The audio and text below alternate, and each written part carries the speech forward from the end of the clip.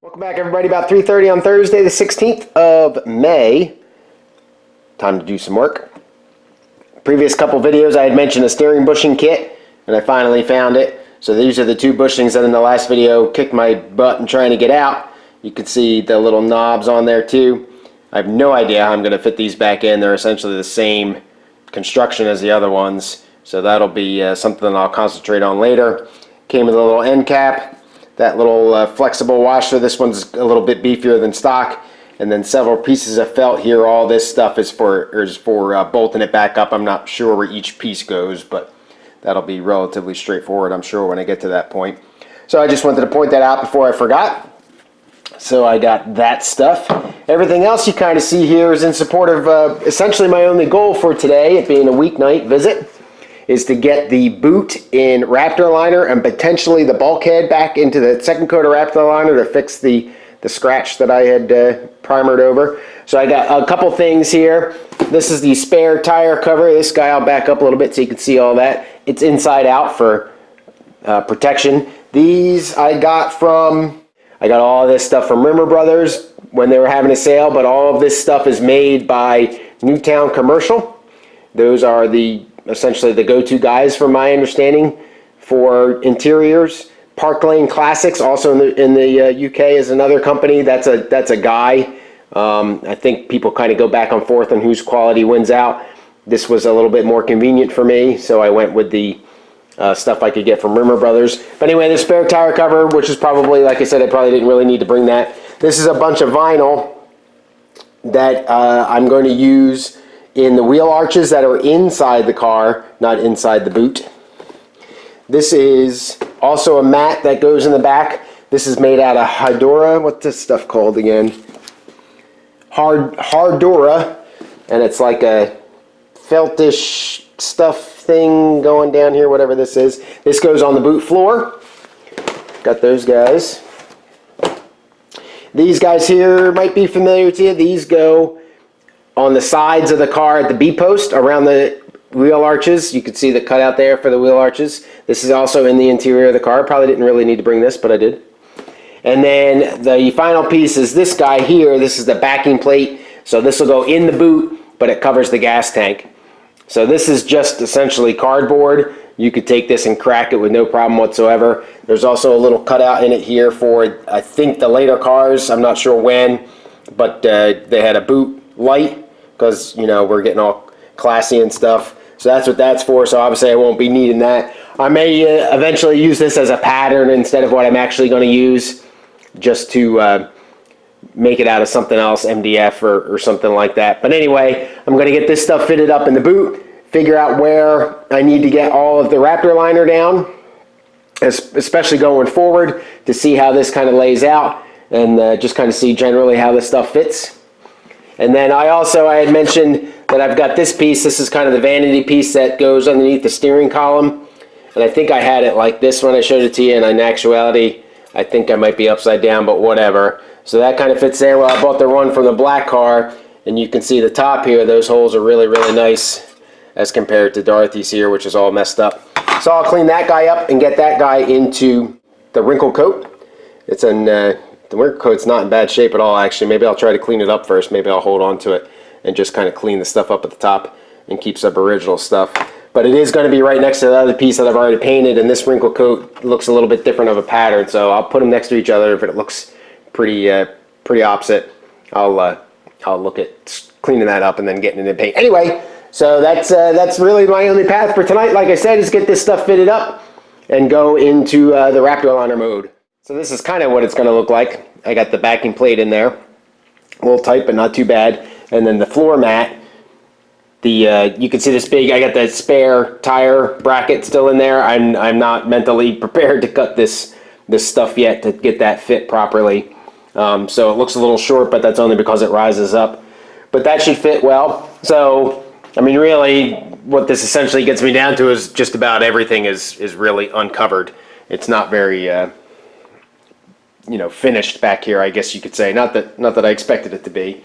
So essentially everything that you see that's gray, including well into the kind of moving into the passenger compartment is going to require Raptor liner. So all this stuff will be Raptor linered up to this edge, I think, because this is the boot stay here. Because that kind of comes up like that, my intention was to just tape off here like this. So in the inside of this lip, so all this in here, now this is all going to be covered in rubber that's going to fit down on top. I don't think the Raptor liner is going to interfere with that at all, but essentially I'll back tape here and lay plastic over. So this entire lip and everything inside of that is going to get Raptor linered.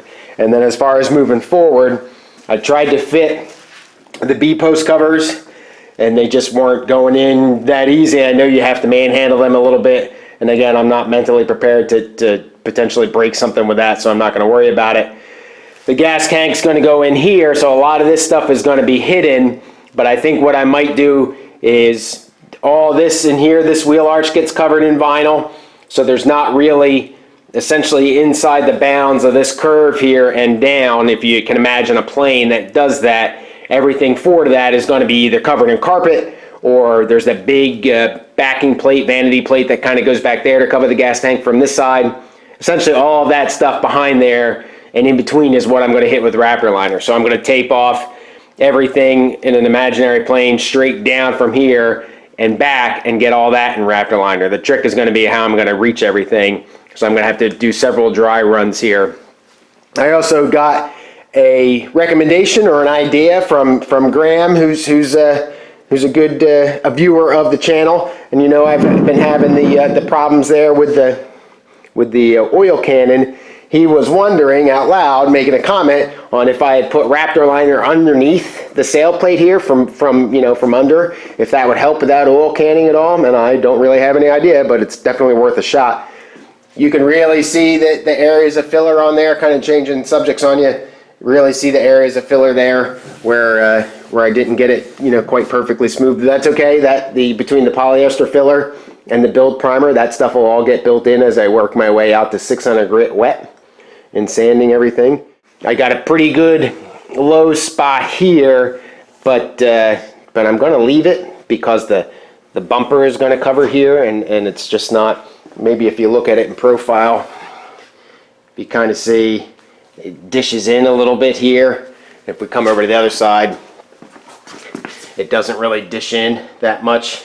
I don't know how well you can see that. So there's still some spots that need a little bit of attention, but nothing that's going to stop me, I don't think, from moving along, except for that little dent over here that I identified, that guy right there. So I'll get that in polyester. But to make a long story short, because I can't stop talking, all the rear bumper stays or supports or whatever, all that stuff is going to get Raptor linered. The trailing arms of the rear link, those things are going to get Raptor linered. Those brackets, the accelerator cable linkage here, or not cable, but the accelerator pedal stuff there, I'm going to paint that in kind of that flat engine black that I'm using. So go pull all this stuff out of the carpet. I'm going to put that back in the car so don't forget it. I don't want it to stay here and get all nasty. And I'm going to start, like I said, moving a little bit closer towards the Raptor liner. I can get these pieces parts here in the black spray paint. And lastly, I totally forgot about putting filler on here. Whoops, sorry. Totally forgot to putting filler on here. This is where I had done that quick little weld repair for the crack. So I got to sand this because I hit this with a paintbrush, so the epoxy is on here kind of thick. So I want to sand that down a little bit, get that smoothed up, get some, but try not to cut through the epoxy, and then get that a little spot in filler.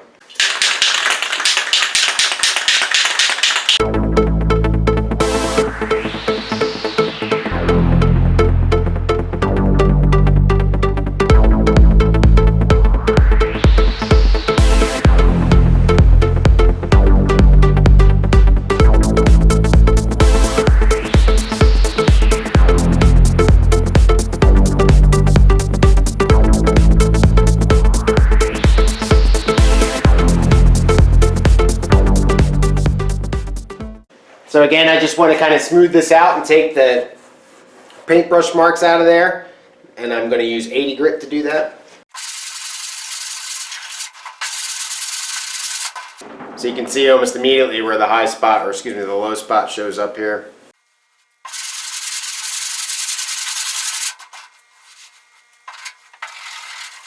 Alright, so I'll mix up just a little bit of filler there, get that on there, and then I'll get the filler on that other little dent spot that I missed.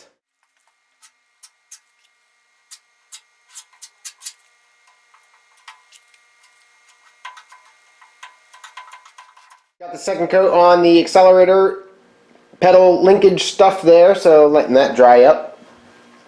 Got the steering column here, just kind of jumping around again. The steering column, I put some WD-40 in there and see if I can break away whatever schmott is hanging out in there. Get that that taken care of. You watch me put the filler on that guy. Got a little spot of regular filler over here. And now I'll cross this sail plate, which is still a hot mess. And I think like I had mentioned before, you know, perfect is nice, but done is better. I think I've reached the limits of my expertise here. I essentially have to cover this entire area here in the polyester filler, and I think there's a couple spots over here that I want to hit in polyester. There's a guy right in here that I want to hit in polyester filler. The polyester filler is a much smoother paste designed to fill like air bubbles. I don't know if you can see the little holes, the little pinholes that are in there, but that's kind of stuff that the polyester filler is designed to cover up and fill in. Really nice to fill, very smooth to put on and all that kind of stuff, and that's kind of the next stage in the body filler. So I'm going to go ahead and get that stuff on here and then probably start masking everything off. I don't want to sand before I put the Raptor liner on, and probably won't do anything after I put the Raptor liner on because I don't want to create a lot of dust and cause a lot of cleanup for me. So here's the polyester filler, mixes up essentially the same exact way as the regular filler does. So it's about a 2-inch thing here, so I'm going to go about a half a strip across. A little bit less maybe. Stir it up.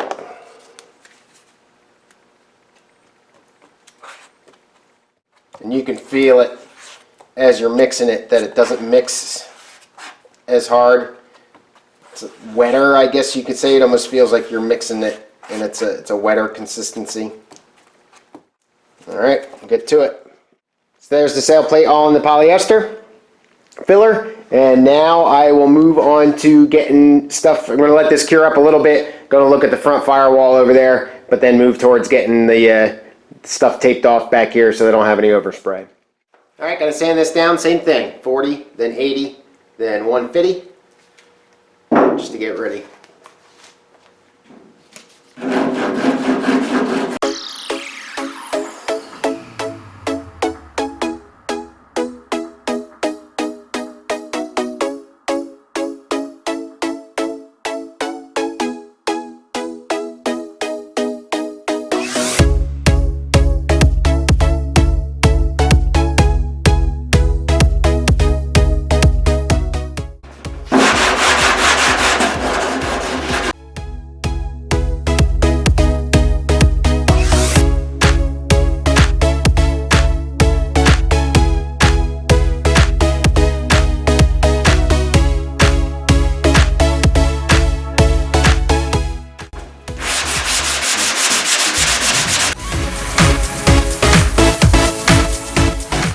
Alright, happy with the way that came out. Hopefully you can see that and I didn't screw up the camera. Should have come around a little bit more. So you can see I got an abundance of filler right there in between those two little high spots and a little bit over here, keeping with what I saw when I was feeling it out. Flat enough for me. So now that'll be ready for, I got those two little metal spots, so I should put epoxy on this again, but I've already got build primer on here, so this is going to be, it'll be a little tricky. Not quite sure how I'm going to come through that all yet, but not today. So I'm at the bulkhead here with the Raptor liner, and if you remember, there was a couple places I scuffed pretty well, and then I went to bare metal here when I was trying to fit the bonnet. So I just re-reviewed the email I had sent way back when I did the underside. The very first time I only put one coat of Raptor liner down. So the window for reapplication is within at least 30 minutes after and up to 5 hours, or let it cure for 24 hours, scuff it, clean it, and then you can reapply. And she went on further to say, the tech assistant went on further to say that you can reapply days, weeks, months, even years later, clean it, scuff it, re-clean it, shoot it, just as you would normally. So what I'm going through now is the cleaning and scuffing phase. So I'm just going to scuff everything up. I'm using the gray pad, and I'll also use red. I'm not going to use any sandpaper. I might break out 180 grit just to kind of see how it reacts to it. But I'll be able to get it in Raptor liner today, and then I'll start off with the taping off everything from there on out. I know I'm kind of bouncing all over the place, but I wanted to try this. I'm probably, my guess is I'm going to destroy this bushing trying to get it in here, but essentially there's no real trick to doing this. This is rubber and it's compressible, so what I'm concerned with is as I push this down into the tube, that I'm going to start to just slice this little rubber knob off in the aluminum tube there, and just it'll act like a knife. I'm not sure if that's the case. Hopefully, to help me out, what I got here is this Sil Glide stuff. I bought this at Napa when I first got the car. I used this as a lubricant for when I was rebuilding my brake calipers. Stuff's really, really good. It's designed for brake pads and brake parts and stuff like that. So I'm going to try to slather some of the Sil Glide on inside of the tube and around on the bushing itself. And then I've got this piece of metal here, which I'm going to go down like that and then just kind of hammer in, and hopefully one works, and two, the thing stays together and I don't start to bend stuff. It's not real awesome either that this is aluminum, but we'll see here. Last time I used this stuff, it was clear. I don't know if it goes bad or not.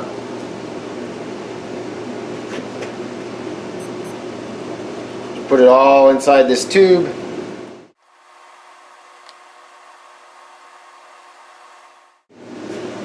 Right, so obviously, and probably once I get this down into the tube, I'm not going to really be able to adjust the rotation of it. So I want to try to get the knobs lined up with the holes as well as I can. I have a feeling that I'm going to, still suffer it a little bit.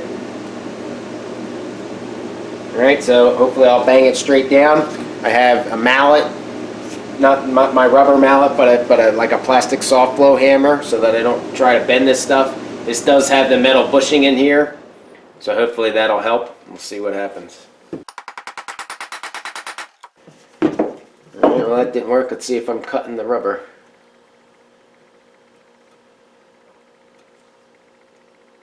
It doesn't look like I'm cutting the rubber. I think once I get it past these little nubbies and get them in there, it should go a little bit easier. Let me see if I can use a flathead or something just to kind of get those started. Alright, well I got it started. You couldn't see it, so I'll try to show you what I did here. Bring you down to the thing. So I got it lined up again and just pressed down on here, and then used my flathead screwdriver to kind of just push the one side in, and once the one side went in, this side went in. And again, I think that Sil Glide stuff is the key to, or some form of lubricant anyway, is the key. So I'll slowly start to push this down, and we'll see how close I got to getting those knobs in the right spot. I probably won't even need to hammer here. Nope, right down.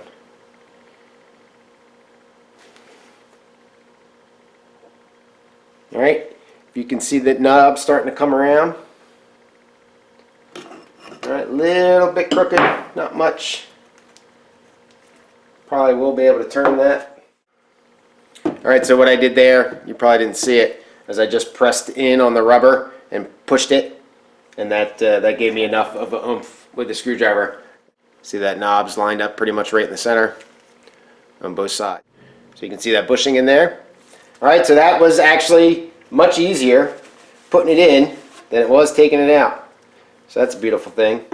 Alright, so now I'm going to do the other side. So you've got the big cone here, which is obviously going to get in the way a little bit because it's got to go all the way up into here. So I'm probably going to struggle to use the same trick in feeding the knobs through. So this one might be a little bit more difficult actually. Not quite sure how I'm going to do this. But again, same thing. Lubricate the inside of it. Real good with the Sil Glide stuff. Lubricate the bushing. Yeah, definitely trickier in this one. I don't think it would be worth trying to push the one on the bottom in this picture all the way through, however, so I'm just going to try it here.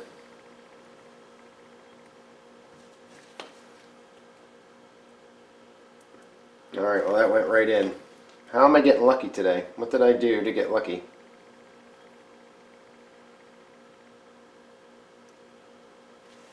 Blocking the shot for you as usual.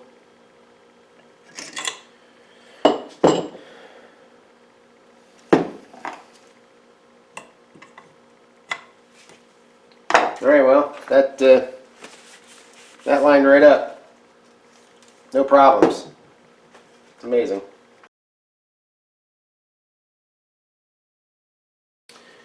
Alright, but now what's happened is, unfortunately, if you can hear, one of the little white collars that are on the inside, just on this outer one here, just broke. So I'm going to see if I can get this thing out. That's upsetting. Must have jinxed myself. Alright, so this is the bushing. I was able to push it out.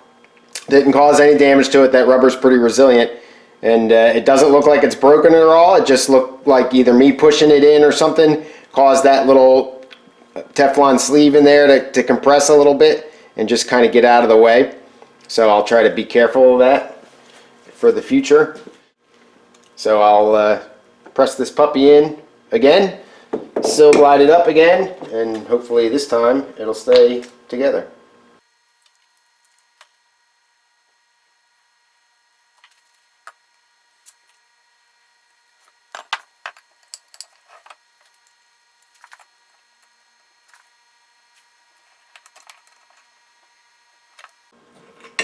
Alright, lubrication is definitely the way to go, I'll tell you that. Alright, so that stayed in that time, which is a wonderful thing. So the steering shaft here, I'll back up a little bit so you can see. So the tube obviously here is going to come into the passenger compartment. It's got to be fed from the front. Make sure I don't knock that bushing out. Kind of spin it as I go down. Alright, and that'll hold your steering column in there, no play back and front, up or down or anything like that. I did get a little bit of play with the old bushings. So definitely with some lubrication and a little bit of care, that's definitely much easier to get new ones back in than it was old ones out. Alright, so we'll wipe that down a little bit, get it cleaned up, and move on to something else. About 6:30 or so, I got the car taped off. I decided that about there was the dividing line. Good enough. I'm not going to worry about any other overspray really in here. And I have the whole front here taped off around where I did it before, and then the tunnel for the transmission so I don't inadvertently spray into the interior, though it probably wasn't that big of a deal.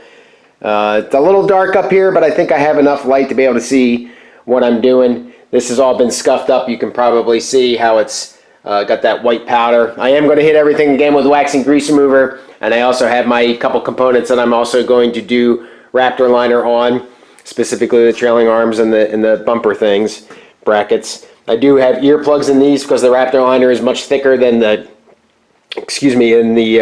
epoxy, so I want to get those threads protected in there. I do have one more to hang up, but otherwise I'm going to hit it all with wax and grease remover one more time, and then I'll start mixing up the Raptor liner, and I'll go through that with you.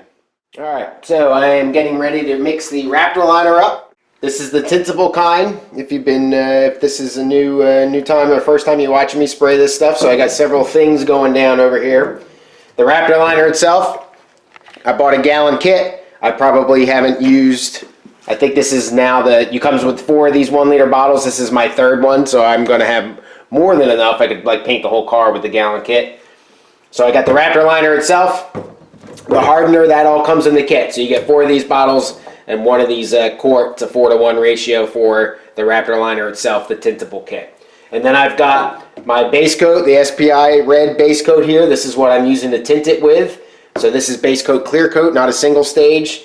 If you were looking to do a single stage paint, you can't use the paint as a whole. You have to get just the tinting of it.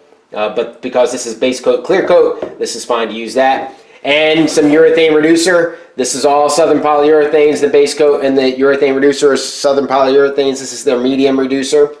So I can mix by weight. UPol, who's the guys that make this, put out a couple different tech sheets. One of the tech sheets, if you find the right one, gives you mixing by weight and how to mix it up. So I got to go back to my notes here and look in and see how much I'm actually going to mix up. I'm not quite sure, and then go from there. The other thing I'm going to talk about here, this is a purple gun, otherwise known as the purple gun from Harbor Freight.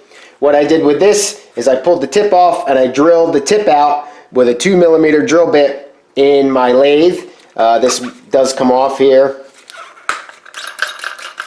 So I put this in the lathe. I didn't take this, I couldn't get this out. It takes a really, really thin wrench that I didn't have, and I didn't want to do any damage to it. So I just kind of held the gun up in a vise, which made it easier anyway, and just drilled out the hole. This comes with, I think it's 1.3mm or something like that. So I just took a regular old drill bit, didn't really think about it too much, drilled the puppy out, seemed to work. And that's what Raptor Liner recommends for using for this, for using the HVLP gun. If you're not going to use the gun that comes with the kit, they recommend a 1.8 to 2.2mm tip. I decided on a 2mm tip. This stuff goes on pretty heavy, so you got to have the flow rate down pretty well, or opened up pretty well, and the spray pattern, I just kind of use whatever seems to work well. And about 29 inches, or excuse me, 29 pounds of air, and about 6 inches or so from the surface. So I got to, the gun's a little sticky here. I want to clean the gun up a little bit more and then start the mixing. All right, well, it's 7 o'clock. Believe it or not, we are behind on Game of Thrones. And we are on the last episode of season 7, which I promised that we would watch tonight. So with the 1 hour wait time and everything else and having to get up at 5 o'clock in the morning to go to work tomorrow, this 8:30, 9 o'clock getting home is not going to work for me politically, relationshiply, or anything else. So I'm going to forego the Raptor Liner for this evening, kind of put this stuff to the side right now, but leave everything as is in the quote-unquote paint booth, and we'll figure out something else to do here for a little while. I found something already. This is that piece, like I showed you earlier, Dorothy's, that got the crack in it, and it's all messed up at the top here. So I got the piece out of the black car here, and I'm going to wrinkle coat it with the stuff that I did on that other one. This stuff goes down on bare metal, so eventually what I'm going to do when it's all dried and cured and I can come back and touch it and everything, I'll flip it over and I'll prime the underside here, taping it all off. But for now, I'm just going to leave it as it is and go ahead and get the heat gun again like I did last time and do 3 coats.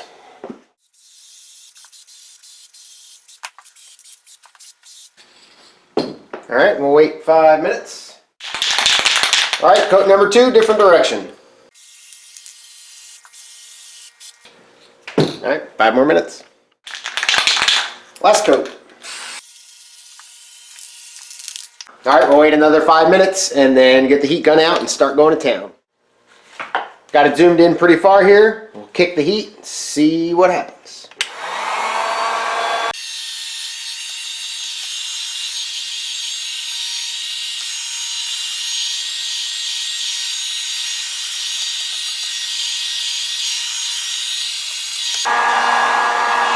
All right, starting to go on the cardboard. Starting to go on the corners. Here it comes.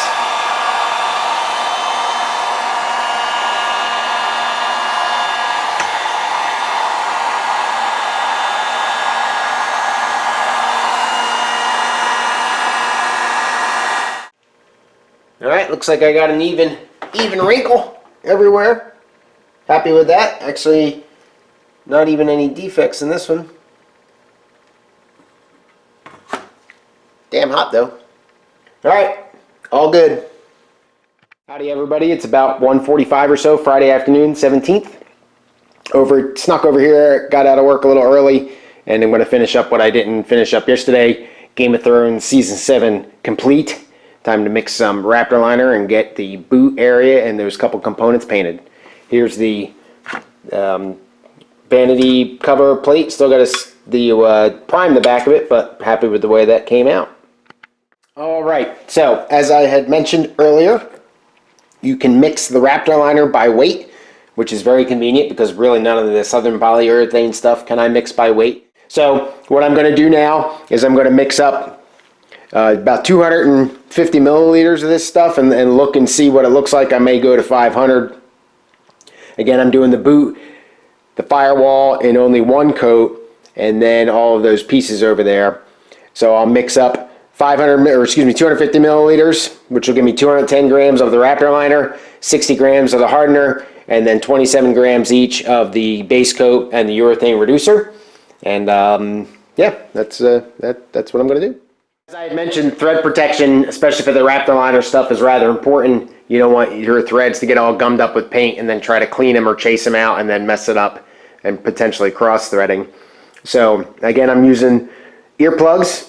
And also, in addition, like I said, to the brackets over there, you also have where the bumper supports bolt on the inside here, and then there's 5 captive nuts in the inside for the gas tank, and then the screw post for the spare tire. So I've got either taped off or earplugs and all that stuff.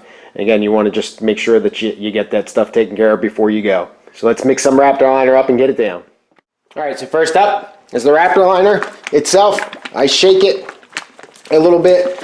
It's almost like a paste, but it does pour pretty well. So again, turn the scale on, make sure the scale is 0, so I already got the cup on there.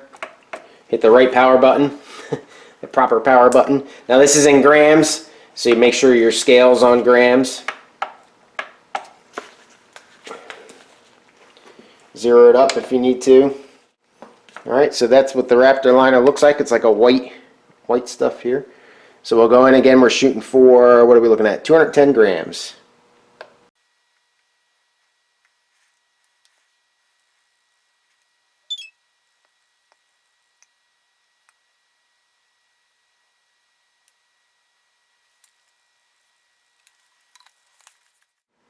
Alright, so 210 grams of the Raptor liner in there. Next up is the 60 grams of the Hardener. It doesn't say to mix it or anything, but I usually give it a spin.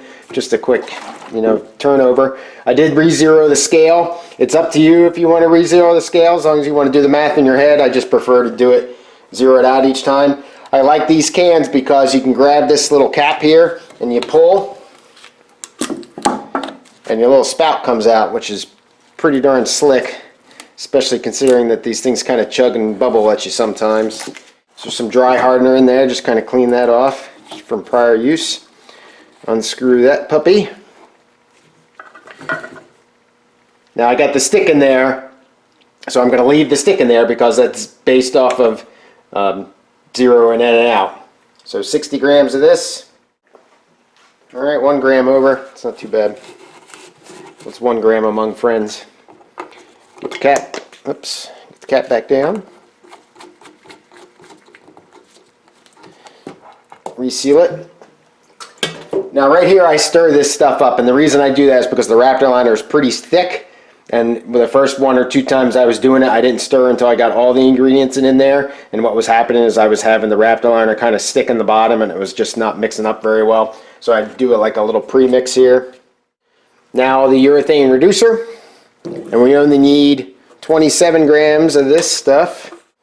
Zero it out again. Now one trick that somebody, sorry I don't remember who it was, but it's some trick that somebody had told me on the forum, is if you pour the reducer with the spout up, it'll prevent some of that gurgling. The problem is I think this can is so full that I'm not going to be able to make the angle without spilling it out. Let's try like this. Alright, so that's about 29, it's close enough.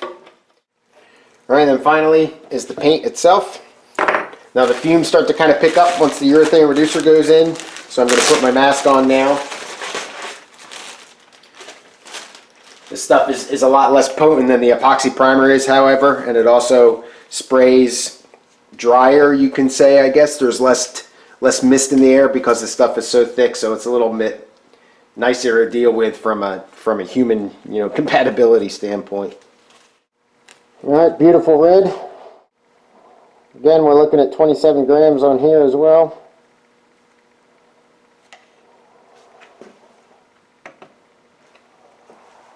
I got a little medicine measuring cup like if you got a kid, and I just kind of pinch one corner and go in and scoop it out.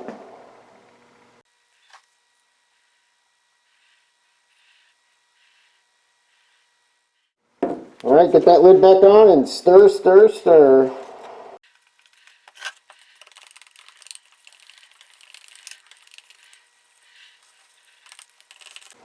Now if you kind of look in here, see you got those white streaks, that's the actual Raptor liner not mixing up, so you want to make sure you scrape the sides good.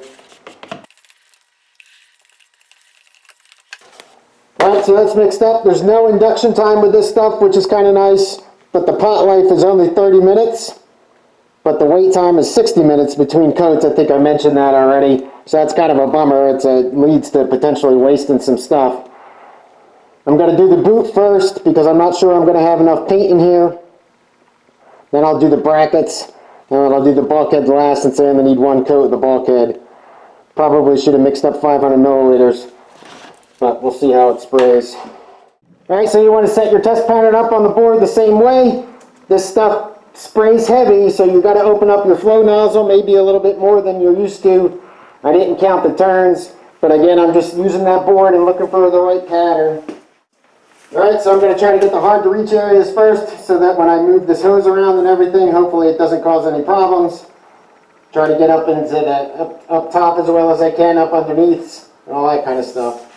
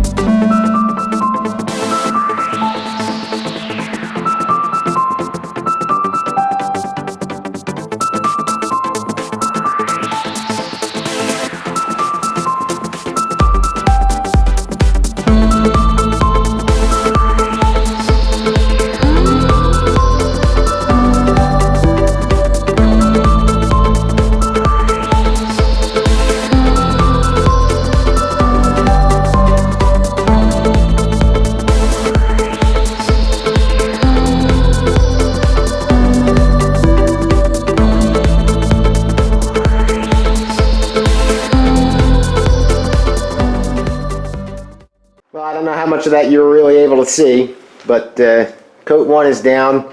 Definitely more difficult getting in all the nooks and crannies and everything like that. Definitely needs a second coat. Several spots that I missed going way out into the wheel wells. That's I'm not going to really be able to do anything about that. I don't think that is what it is back there, and it's going to look like that, unfortunately. But I'll see what I can do. The problem is trying to get out there. It just, you know, gets really, really heavy. But everything else is looking okay. Not, you know, I'm not crazy about it, but then again, it is just the boot. And then I got all these brackets into a coat here. A couple spots that are a little light. I'll revisit those. And I got the firewall down in a coat. Now over in this area right here, sorry that the light is so bad back here, but over in that area is where I hit it with the primer. So I'll concentrate on that. I don't intend to do this whole thing in 2 coats. Maybe a quick little shot there and a quick little shot over here where I had scuffed it up, but I don't intend to do a full round of coat back here like I do in the boot. So again, you can see the filter there. This stuff does get dusty. Also, if you had noted when I started, I had set my air pressure to about 26, 28 pounds based on my notes, and I wasn't getting any flow out of the gun. And just, you know, my lack of experience, I'm not too quick on my feet with this stuff yet. And I didn't consider that the air pressure had changed because I tested it before I came in here. So obviously the air pressure had changed on me and the gun wasn't moving any air, and therefore I wasn't moving any Raptor liner. So I've got about another 30 minutes or so of a wait here. I'll figure out something to do for a half an hour, but it took me just that long to clean the stuff up. So it is a pain in the rear to clean up.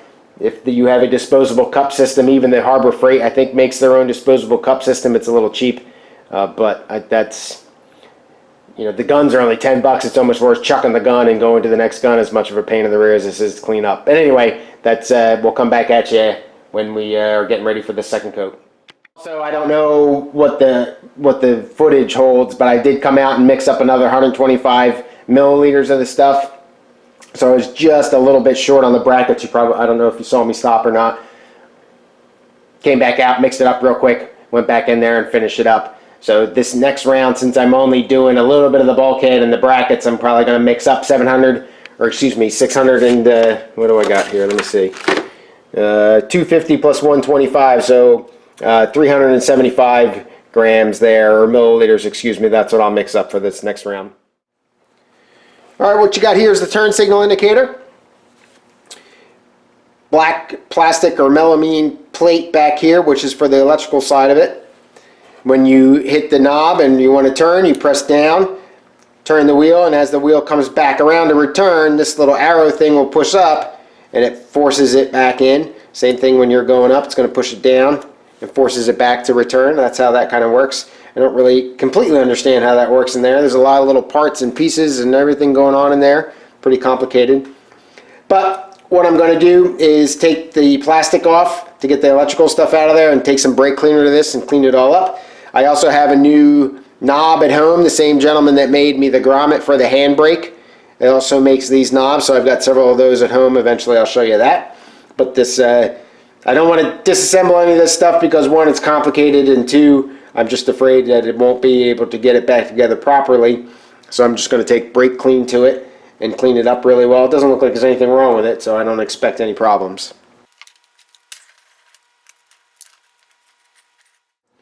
Alright, so just a little fitting or something on the back of that. You can see the copper that connects it to wire it up. This little spring, there's a little spring-loaded thing right there, and that's what essentially completes the circuit. So that little thing comes around and either completes the circuit between these two, causing one turns the signal to come on, or completes the signal between these two, causing the other one to come on.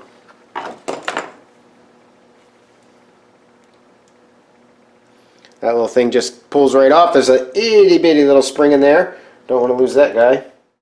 Alright, so that looks about the extent of what can come apart here. Now there is a little C-clip on here. I could pull that out and clean that spring out, but again, I don't really want to mess with this. So I got my brake clean here.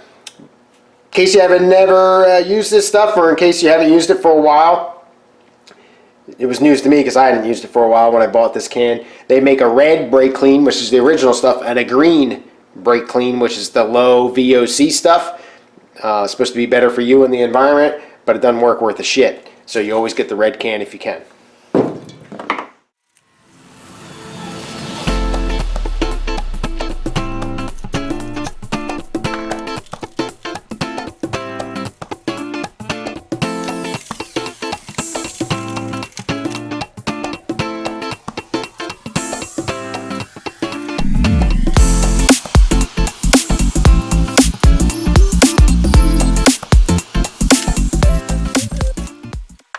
Alright,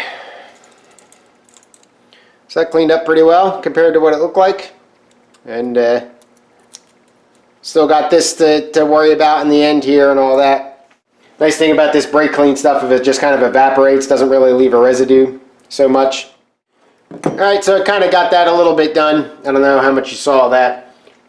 I want to be a little bit more careful than just some random hammer and punch here. I'll take a pair of pliers or something to get in there. But I'm at my hour mark for my Raptor liner, and I'm kind of living on borrowed time at the garage here. I need to get home, so I'm going to go ahead and get more Raptor liner mixed up and get that on there.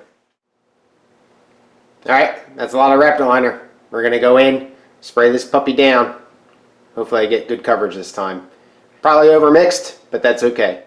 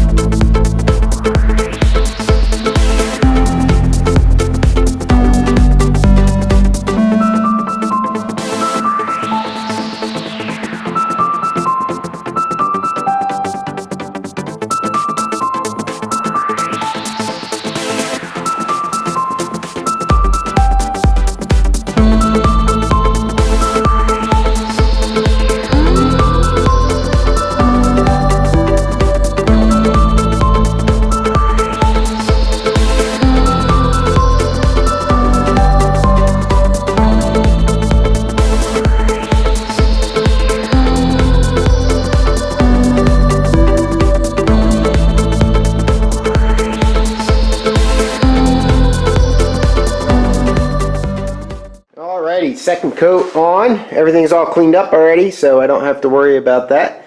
Much better coverage this time. The setting up the gun, obviously helps. And I used the light in here, if you had seen me doing that, to just try to make sure I've got all the spots. Again, out in the wheel arches, I'll take that. It's covered enough. But again, I love the way this stuff goes on. It's very forgiving, very easy to put down. You can glom that stuff on there pretty bad, and there's no runs or drips normally. Got all these brackets done over here and all that stuff. And then again, around the firewall, just spots that needed it for the second round. I didn't do an entire third coat because the Raptor liner doesn't recommend any more than 3 coats. So that's about it. Pretty happy.